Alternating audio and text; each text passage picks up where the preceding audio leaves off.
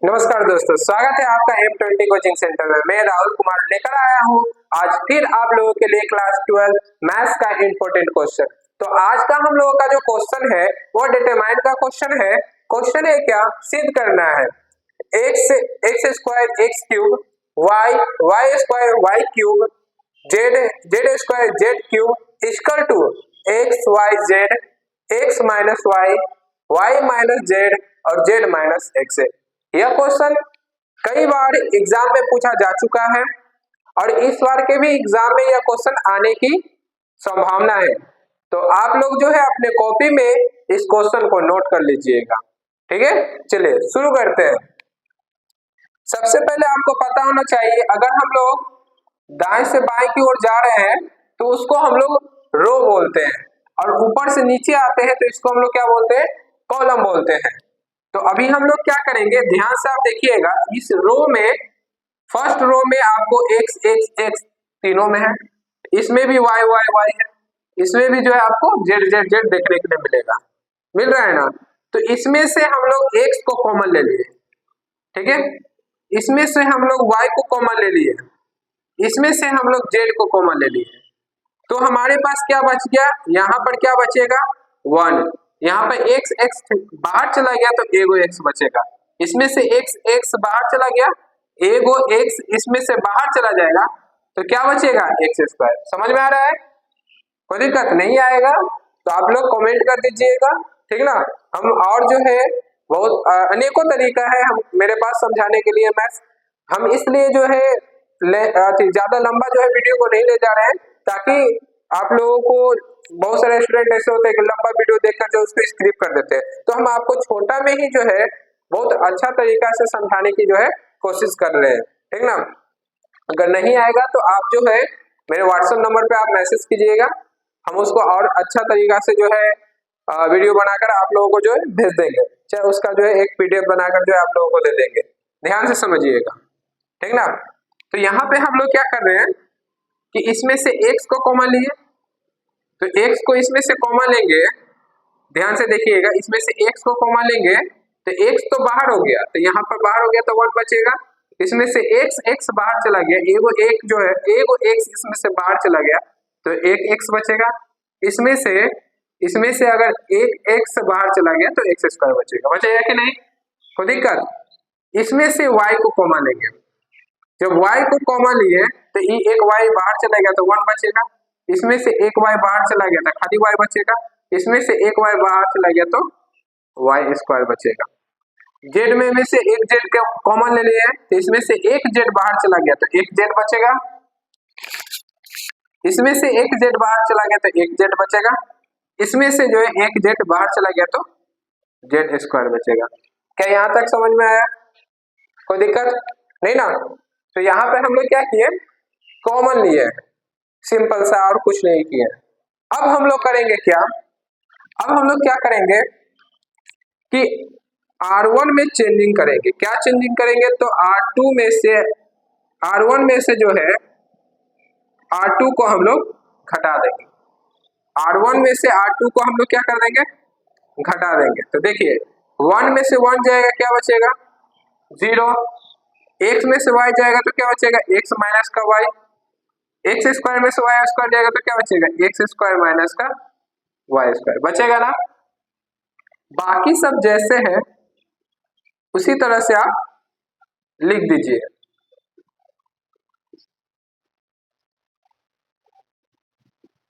बाकी जैसे था हम लोग उसी तरह से इसको लिख दिए। अब हम लोग क्या करते हैं, ध्यान से देखिएगा, अब हम लोग क्या करते हैं, R2 में चेंजिंग करते हैं। R2 में क्या चेंजिंग करते हैं कि R2 माइनस का R3 करते हैं। किसमें चेंजिंग कर रहे हैं, ये जो R2 देख रहे हैं दूसर का रो, उसमें जो है चेंजिंग कर रहे हैं, R2 में से R3 को घटा रहे, ठीक है। तो बाहर हम लोग जो कॉमन लिए थे उसको लिखिएगा एक्स वाई जेड, यहाँ पर भी हम लोग लिखेंगे एक्स वाई जेड। अब देखिए इसको इससे घटाएंगे, ऊपर वाला जैसे उसे लिख दीजिए, 0 x minus y x square minus का वाई स्क्वायर, ठीक है। इसमें से इसको घटाइएगा घटाएंगे तो क्या बचेगा, 1 में से 1 जाएगा 0, इसको इससे घटाइएगा तो y माइनस का z, इसको इससे घटाइएगा तो y स्क्वायर माइनस का z स्क्वायर। बाकी जो आपका रो 3 है जैसे है वो साइन इसको आप लिख दीजिए। यहां तक कोई दिक्कत किसी प्रकार की नहीं ना। अब देखिए x y z, ध्यान से समझिएगा, क्वेश्चन कोई हार्ड नहीं है। आप लोग जो है सही तरीका से जो है नहीं पढ़ाई करते, सही तरीका से आप लोग जो है इसके मतलब कि जो थ्योरी होता है जो सही तरह से इसका प्रॉपर्टी होता है उसको अगर आप लोग नहीं समझ पाते हैं तभी आपको जो है इस तरह के क्वेश्चन सॉल्व करने में दिक्कत होता है। अगर आपको प्रॉपर्टी इसका बनाने का तरीका सही तरीका से आएगा, इसका बनाने का तरीका आपको अगर पता रहेगा तो आपको इस तरह के क्वेश्चन सॉल्व करने में कभी भी कोई भी दिक्कत नहीं होगा, ठीक ना। हम स्टेप बाय स्टेप बना रहे हैं जिससे आपको समझने में बहुत ज्यादा ही आसानी होगा। अब देखिए तो ये जैसे था वैसा लिख दिया, ये भी आपका जो है क्या है x माइनस वाई जैसे लिख दिया, कोई दिक्कत। ये आपको फॉर्मूला दिख रहा है, एक फॉर्मूला होता है ना ए स्क्वायर माइनस बी स्क्वायर, तो एगो a प्लस बी, एक होता है a माइनस का b, तो क्या इसको हम लोग तोड़ सकते हैं, एगो x है ठीक ना माइनस वाई, एगो जो है x प्लस वाई, उसी तरह से नीचे ये y माइनस जेड, इसको हम लोग लिख सकते हैं y माइनस जेड एगो y प्लस का z, लिख सकते हैं। नीचे में जैसे वो साइन छोड़ दिए, यहां तक कोई दिक्कत किसी भी प्रकार की नहीं ना। तो x y z, अब ध्यान से देखिएगा इसके पास भी जो है x माइनस वाई है, इसके पास भी x माइनस वाई है, तो ये जो आप देख रहे हैं रो 1, इसमें से हम लोग जो है x माइनस वाई को कॉमन ले लेंगे, ठीक है। अब देखिए ध्यान से y माइनस जेड इसके पास भी है, y माइनस जेड इसके पास भी है, तो इसमें से हम लोग जो है y माइनस जेड को कॉमन ले लिए, तो y जब कॉमन ले लिए तो यहाँ पर क्या बचा 0, यहाँ पर क्या बचेगा 1, यहाँ पर जो है x माइनस वाई तो बाहर हो गया तो क्या बचेगा x प्लस का y बचेगा, ठीक है। यहाँ पर देखिए 0, ये बाहर हो गया तो 1 बचेगा, इसमें से जब हम लोग y माइनस जेड कॉमन ले लिए तो क्या बचेगा y प्लस का z बचेगा, और नीचे जैसे है उसा ही इसको लिख दीजिए, नीचे जैसे था हम लोग उसा ही उसको लिख दिए। कोई दिक्कत यहाँ तक किसी भी प्रकार की कोई दिक्कत है नहीं ना, समझ में आ रहा होगा। चलिए आगे बढ़े, ध्यान से देखिएगा।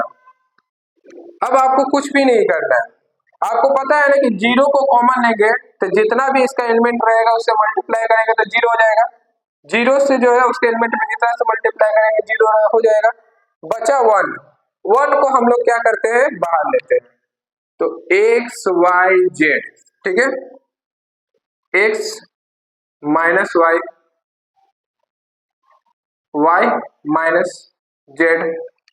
देखिए हम लोग 0 0 को छोड़कर डायरेक्ट किसको ले रहे हैं कॉमन, 1 को कॉमन लेते हैं, तो 1 को अगर आप बाहर करते हैं 1 को बाहर कीजिएगा, किसको बाहर किए 1 को बाहर किए, तो आपको पता नहीं 1 के सामने वाला खत्म, इसके जो है सामने वाला खत्म, आमने सामने वाला 1 का खत्म, इसके ऊपर वाला खत्म, और ये जो इसके सामने वाला है वो खत्म, तो कौन सा बचेगा एलिमेंट, क्या बचेगा, तो 1 1 बचेगा, और इधर x plus 1 x plus y, और इधर क्या बचेगा y प्लस जेड, तो y प्लस का z बचेगा, यही बचेगा ना, कोई दिक्कत यहां तक।